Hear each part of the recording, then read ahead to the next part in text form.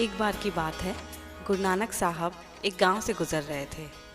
शाम का समय हो चला था, सो उन्होंने मर्दाने से कहा, वो सामने एक झोपड़ी देख रहे हो ना, वहाँ एक प्यारा सरदार रहता है, उसके पास जाकर कहो गुरु नानक जी आए हैं। मर्दाने ने वैसा ही किया। मर्दाने ने जब उनको बताया कि गुरु नानक देव जी आए हैं, तो ये सुनकर वह सिख अपने परिवार के साथ उनके पास गया और हाथ जोड़कर बोला, गुरु नानक देव जी, आज आपके दर्शन पाकर मैं धन्य हो गया हूँ। कृपा करके मुझे अपनी सेवा का मौका दें।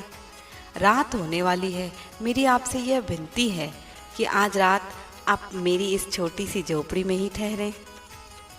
गुरु नानक देव जी उसके भावना को समझ गए, सो उसकी बात मानकर वहीं ठहरने का निर्णय किया। उन्होंने अपने शिष्यों के साथ रात भर कीर्तन किया, प्रसाद बांटा। आसपास में भी जिस किसी को पता चला कि गुरु नानक देव जी आए हैं, वे सब उनके दर्शन करने वहां आ गए। सभी को बहुत आनंद आ गया। फिर अमृत वेले गुरु नानक जी अपने शिष्यों के साथ उस गांव से चले गए।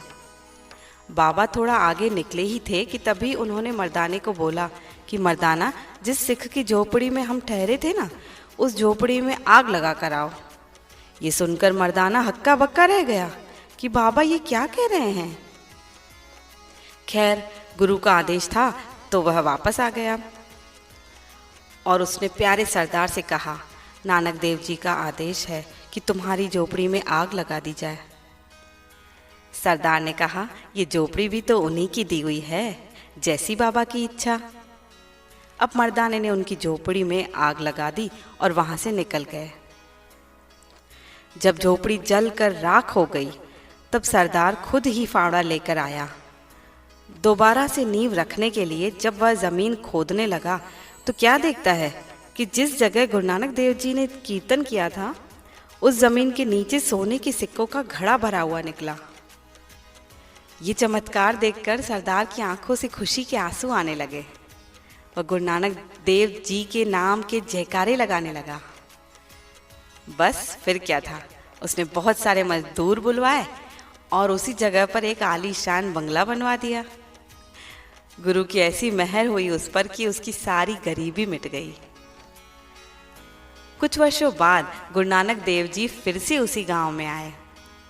मर्दाना बोला, बाबा आपको याद होगा, हम पिछली बार इसी गांव में आए थे और आपने एक गरीब सिख की झोपड़ी में आग लगाने को कहा था। मुझे यकीन है वो सिख इस बार हमें अपने यहाँ नहीं ठहराएगा। इस पर गुरु नानक देव जी बोले, वो जो सामने बड़ा बंगला देख रहे हो ना, वो उसी सिख का है। जाओ उसको बोलो कि बाबा आए हैं। मर्दाने ने जैसे ही उन्हें बताया, वह अपने परिवार और नगर वासियों के साथ दौड़ा चला आया और गुरु नानक जी के चरणों में गिरकर बोला, बाबा पिछली बार आप मेरी झोपड़ी में आए थे और ऐसा आशीर्वाद दे गए कि मुझे बंगला मिल गया। बाबा आज भी मेरे यहाँ ठहरिए, सब कुछ आप ही का दिया हुआ है। सो वे बहुत ही मान सम्मान के साथ अपने बंगले में ले गए। उन्हें आसन पर बिठाया, उनकी खूब सेवा की। उस दिन वहाँ कीर्तन हुआ, लंगर बटा, सभी गांव वासी तृप्त हो गए। पूरा गांव जैसे आनंदित हो गया। सभी के मन से बस बाबा के लिए शुक्राना ही निकल रहा था। गुरु समान दाता नहीं, याचक शीश समान, तीन लोक की संपदा सो गुरु दीनी दान। अर्थात संपूर्ण संसार में गुरु के समान कोई दानी नहीं है और शिष्य के समान कोई याचक नहीं है। ज्ञान रूपी अमृतमयी अनमोल संपत्ति गुरु अपने शिष्य को प्रदान करके कृतार्थ करते हैं। गुरु द्वारा प्रदान की जाने वाली अनमोल ज्ञान सुधा केवल याचना करके ही शिष्य प्राप्त करता है। आपका दिन शुभ हो।